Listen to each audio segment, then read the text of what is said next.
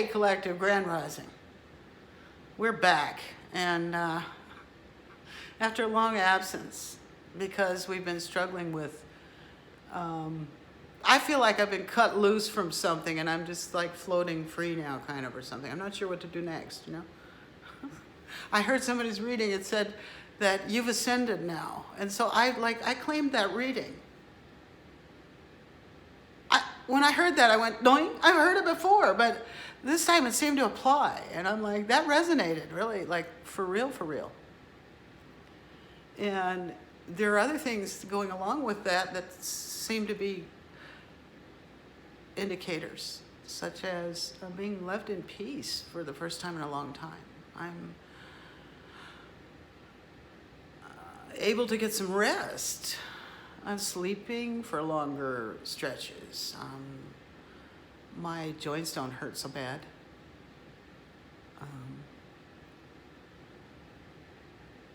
And I seem to be having ever intensifying and deepening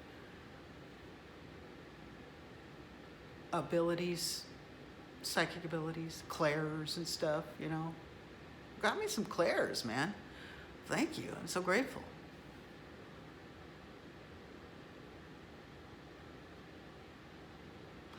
And one of the other things that's happening is a lot of synchronicities. Like if you tuned in for yesterday's reading with me, you would have seen me talking about karmic entanglement, and then going to get my deck, this Land of Entrapment deck that I made. This one. This deck is speaking to me. And even this morning, it's like I was looking for a certain card this morning, and I dropped the deck by accident. I kind of dropped it on the table, and it opened right to that card. I was like, this deck wants to talk to us, so we're going to use this deck today.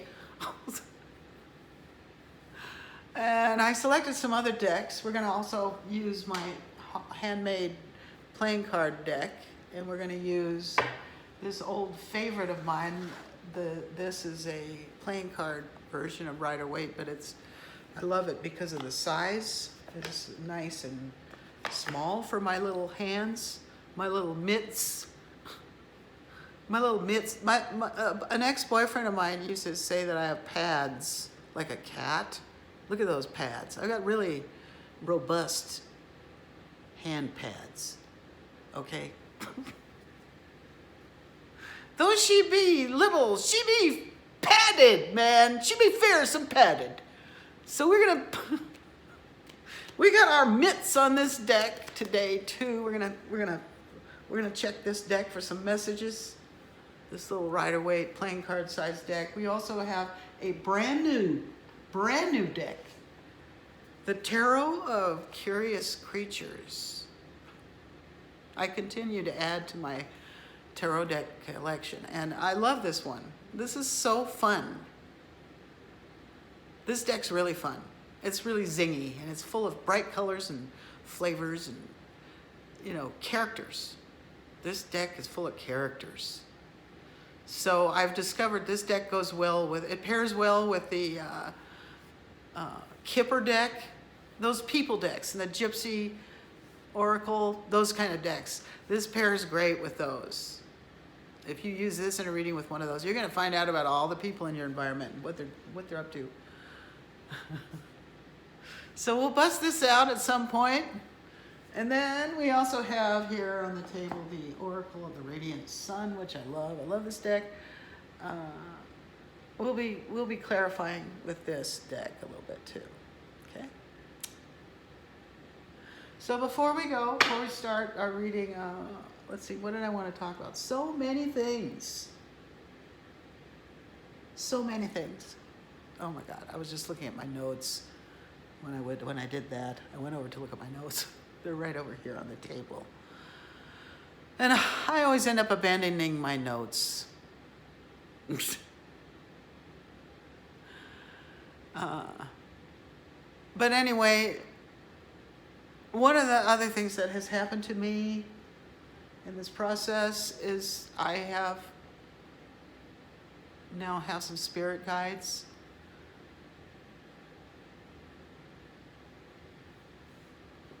And one of them is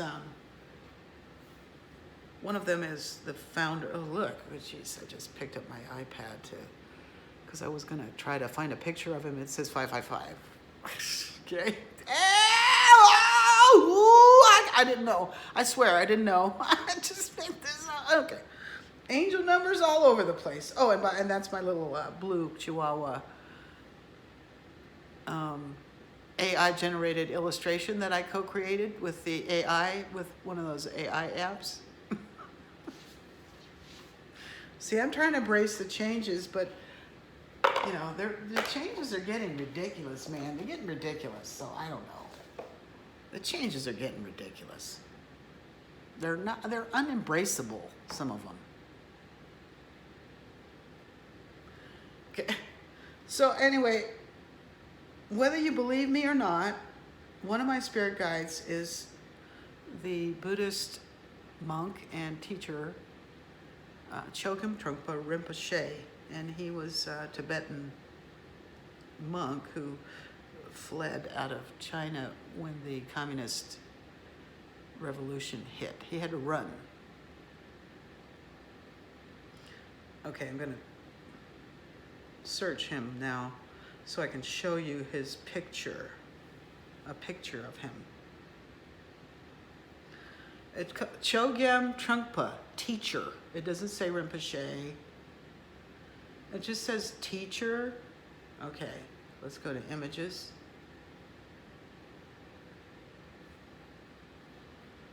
There he is. Here's the man. Okay, look how dapper, how natty. Check it out.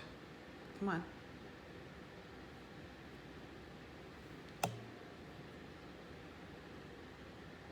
There he is.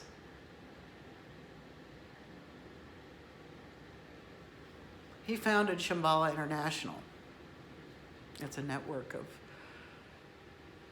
Buddhist sanghas all over the world. Okay, so anyway, I think he's visiting me because I came into his domain as not as a religious person, but as a secular person, and I was observing all the madness. And he wanted someone like that to look at the madness and then report about it. And also experience it as a form of education about his own teachings, man. It turned into a really intense experience. I got involved with Naropa. I worked there on the staff. I wasn't a student there. I was working as a professional on their marketing staff, and I saw what was going on in there, and it was crazy. This is right around 2011, 2012, around there sometime. Things were crazy over there, just crazo, man. Whoop, whoop, whoop. I'm telling you, but I'm still like reeling from that Naropa experience. Anyway, today I was guided to my bookshelf where I have one book that's by Chogyam Trungpa. And this is called The Myth of Freedom. It's probably one of his most famous books. And it's all about how there is no such thing as freedom. It's just an illusion. And everything we go through here is a lesson. It's basically, the big lesson is you got to let go of everything to find your freedom. And even when you do that, it's like, you might not, it's kind of bleak. Watch out if you go into, if you want to do Buddhist teachings, they can be pretty bleak. And even grisly, the monks, they meditated in the graveyard and next to the decaying bodies that were left out. It's called sky burial. It's kind of Native American style, but their body would be left out for the vultures to feed on because nothing should go to waste.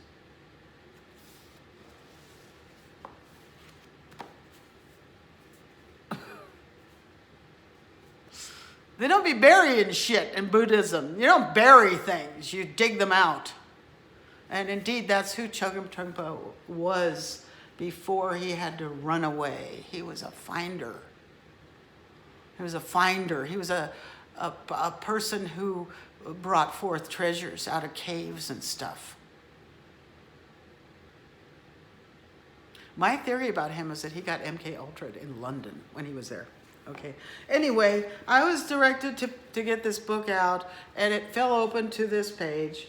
The Fool. Okay, this was a used copy I bought from Amazon, so it arrived pre-highlighted.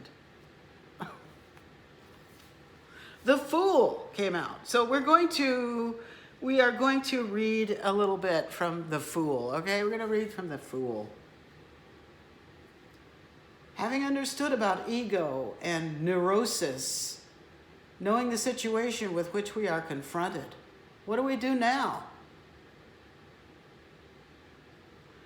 We have to relate with our mental gossip and our emotions simply and directly, without philosophy, without all the blah blah on top, without the narrative, right?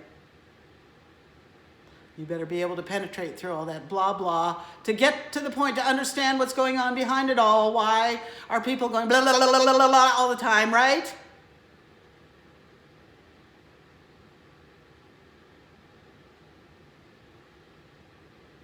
We have to use the existing material, which is ego's hang-ups and credentials and deceptions, as a starting point.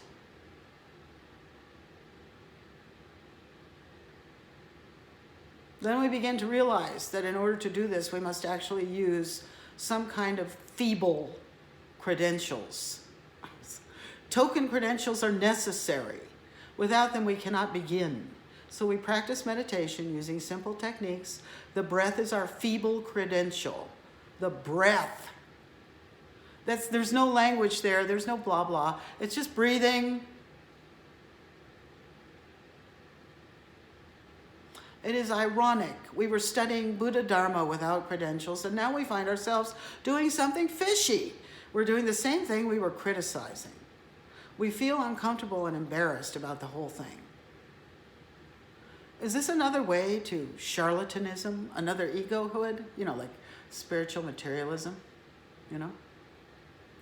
Is this the same game? Is this teaching trying to make great fun of me, make me look stupid? We are very suspicious. That is fine.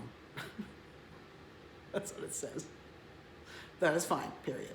It is a sign that our intelligence is sharper. It is a good way to begin, but nevertheless, finally, we have to do something. We must humble ourselves and acknowledge that despite our intellectual sophistication,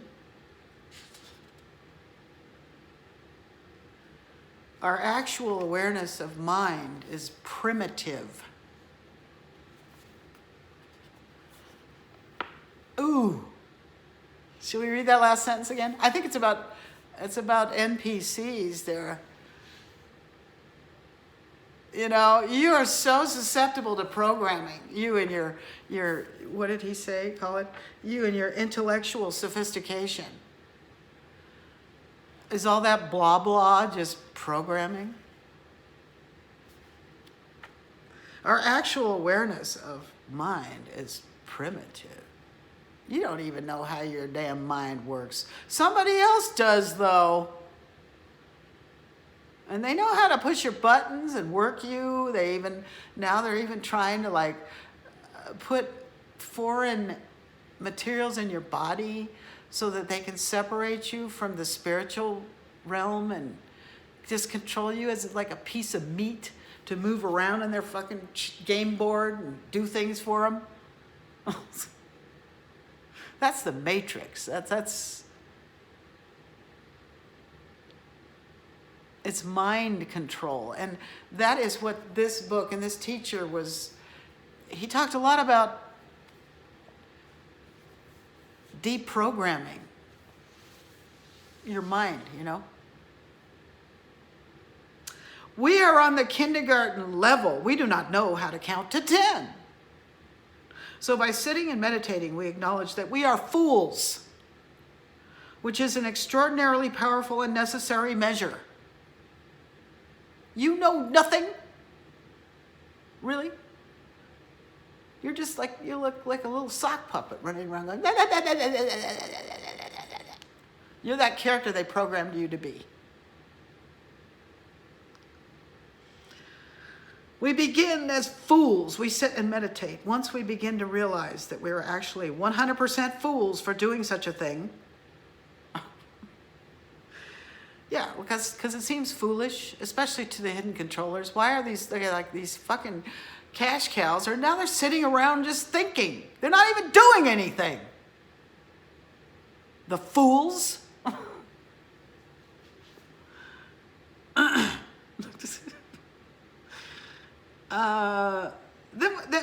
Then we begin to see how the techniques function as a crutch. We do not hang on to our crutch or regard it as having important mystical meaning. It is simply a tool which we use as long as we need it, then put it aside. You know, so okay. All right, let's just read this. This finishes out with one more paragraph. This fool. Little fool, whatever you call this. This first chapter, this is from this chapter called Sitting Meditation and Simplicity. Okay, so that's what this is about. It's about sitting meditation. That's how you begin. You feel kind of foolish.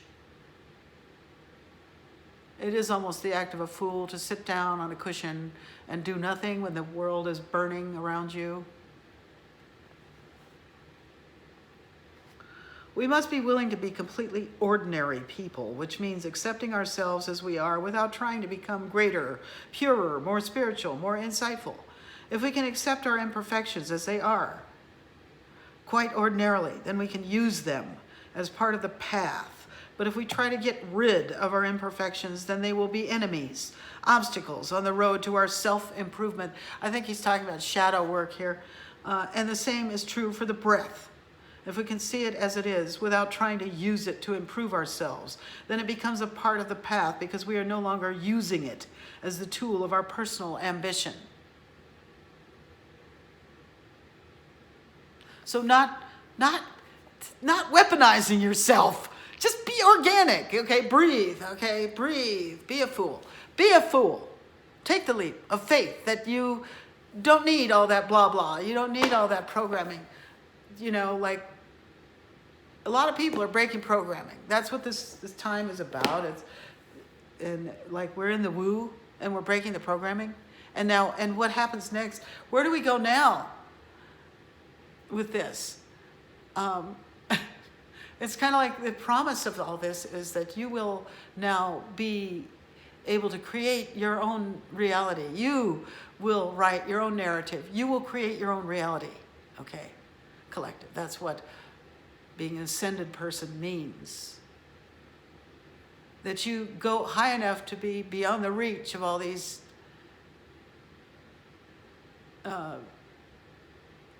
destructive Decepticons, you know, that are trying to pull you down and keep you in the churn, because your energy in the mix is what fuels the matrix. Your energy fuels the matrix.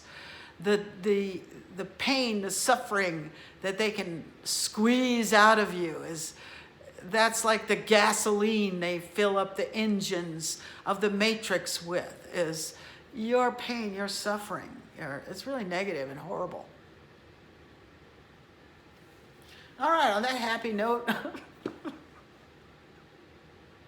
remember, we're pulling away from all this, okay? It's the awareness of it that creates the conditions to get you out of there. So celebrate. Celebrate. Celebrate. Dance to the music. Celebrate. Celebrate. Dance to the music. Celebrate. Celebrate. Dance to the music. What are we cutting on here? All right, we're cutting on. Look at that. Yeah, we've taken some losses, man, but we're about to get that. We're about to get some blessings. This is a big blessing, all this loss and all this pain and stuff. It's a big, big blessing. It doesn't look like it or feel like it yet, right now, but it is. And I talked in my last video about how all the karmics are getting pulled off the stage at once with the big hook. You know, they're all caught up in their own, big tangle of bad karma, and that's gonna, when that thing blows, we're all gonna die, as Alicia Moses says.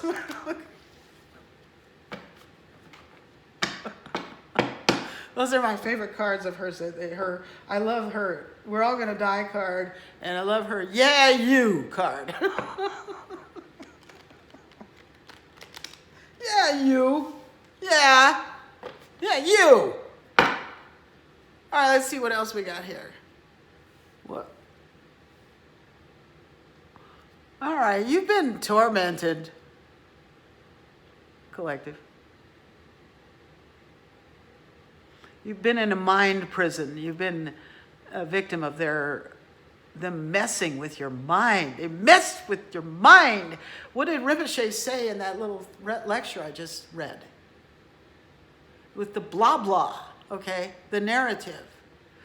You've been pulling away from their narrative because it's too suffocating. You've got your own ideas. Ding. You're onto something new. You're ascended now. You're looking up, not down. At those 3 cups that are spilled on the ground. You're not looking at those anymore. Oh. Okay, judgment's out. This is, we are going through judgment. We definitely are. Some people are getting, what do you call it?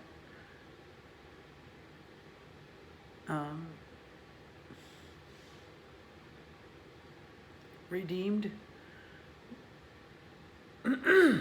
They thought that God would never rectify things. That's these people down here.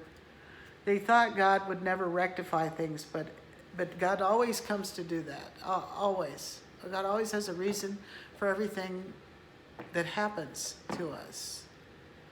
And that's what I think anyway. That might be a point of where I separate from Rinpoche. Because in Buddhism there is no God. Really. You don't speak of God in Buddhism. So that's just a different thing that you gotta reckon with that if you want to be a Buddhist. God's just more blah blah narrative that you have to throw away, and just not throw away, but you've got to rise above it. You've got to declutter your mind from all those ideas and concepts and credos and dharmas and tenets and rules and laws and all that. You got to free your mind from all that programming. We're breaking programming, collective. We're breaking programming. We're breaking matrix programming, all right?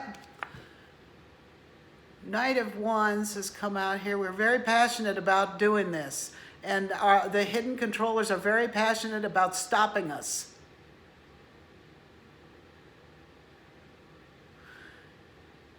I just heard breakthrough. I saw somebody galloping on a horse and just busting through a brick wall or something, okay? This is runaway woo shit, okay? We got runaway woo out on the board here. First card down, runaway woo. All right, it's time to turn this camera around and this reading's getting serious. This reading's heating up a little bit here. All right.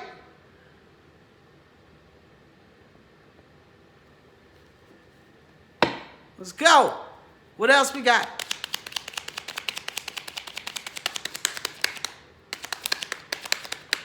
Breakthrough time. You sick to death of this shit. This is over, okay? You're not going to be nobody's slave no more.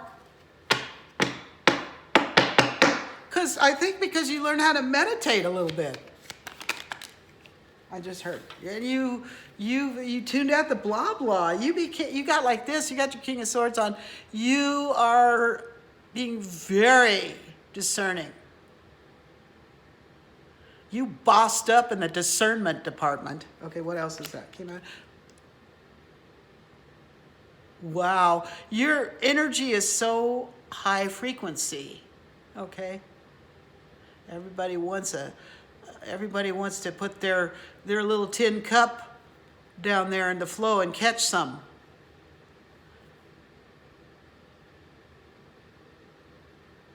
I'm getting somebody right now, because they pushed through something, they had a big breakthrough and they were really boss about it, is extremely magnetic out there.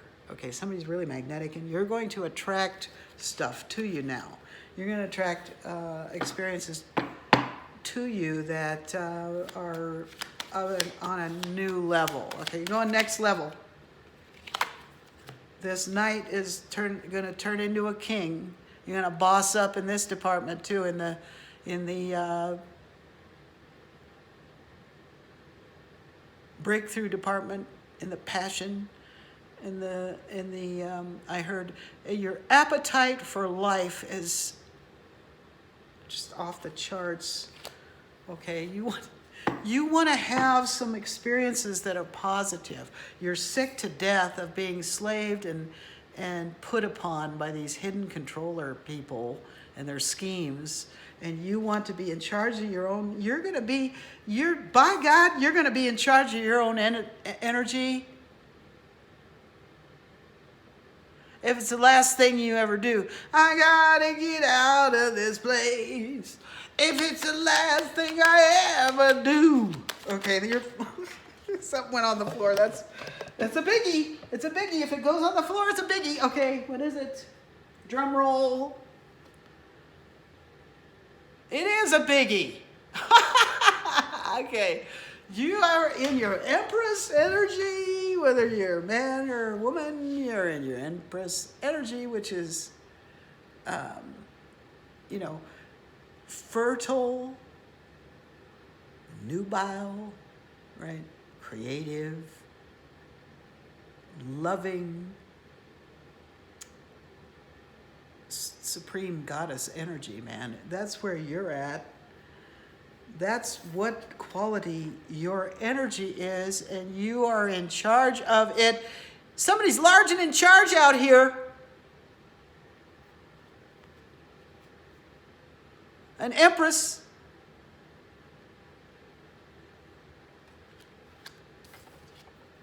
Don't mess with me. Don't tread on me.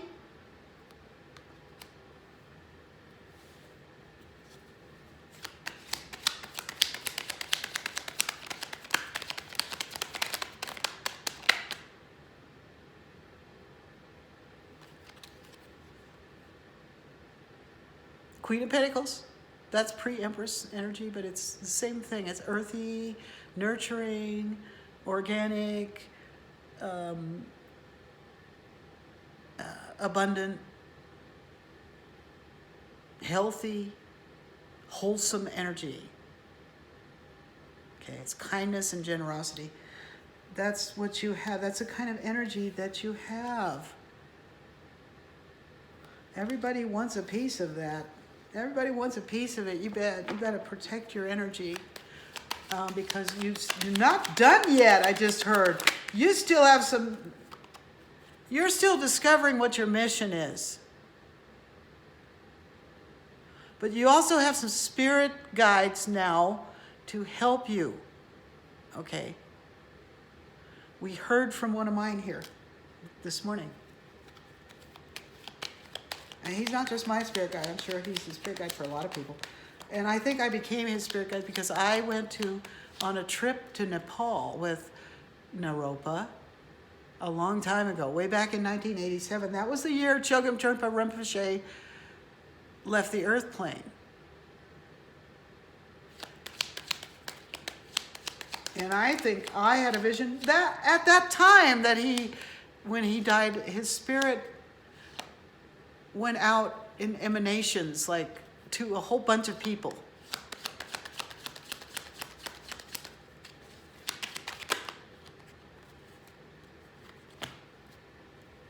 Okay, we got the 10 of Swords. Another cycle ending card. You know, this is a time of cycles that are ending. It's major. It's real. It really is happening. Burdens are being lifted off you, and betrayals are being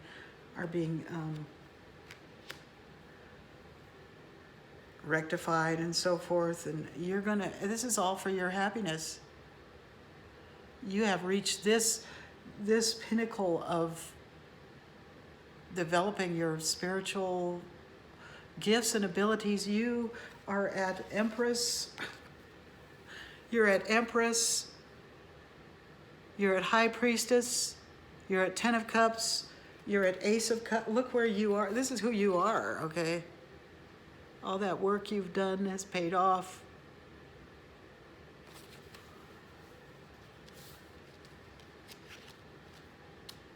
All right, Spirit, what further messages do you have for this? I started out talking about ascended Empress energy is here. What other messages do you have? Any last messages, please? All right. Wheel of Fortune, another 10.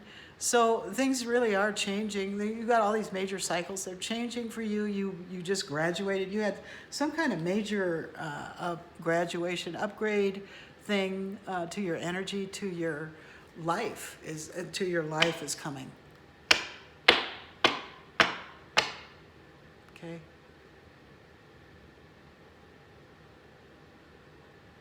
Yeah. It's coming because you're letting go of all this. You're letting go of it all, finally. For a long time, you were preoccupied with that. All the things they did to you, all the people that betrayed you, and all the ways they did it. It really hurt. It took a long time to process it all. That's a lot of shit. It took a long time to process it all. I think a lot of people that's why this time that feels like we've been waiting and waiting and waiting and waiting and waiting, because God has given us plenty of time to process it all. During that time, there was a lot of inner conflict and turning things over again and again in your mind, and this is breaking programming too. Internally, inside your mind, 33:11 on the clock when I said that. You're learning how to cultivate your own garden. You got in there with the shovel and started doing some of the work yourself. And look what's happened. Your crop took root. Your seeds started growing and they're flowering. And you know what comes next after the flowering is the fruits. So don't feel bad about the losses you've had to take, because there's still that's what this time of loss and contemplation has been about. So you could discover what's really of value and what isn't. And you did. You found that special nugget. You found meaning somehow. You found hope.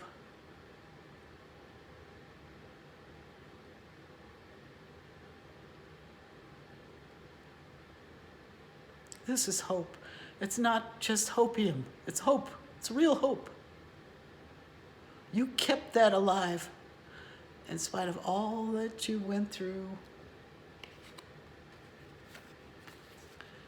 You kept that hope alive, and now it's starting to pay off for you. I'm going to end it there. Thank you for coming by again today, Collective. It's great to see you. I hope you're doing well, and please like, share, and subscribe.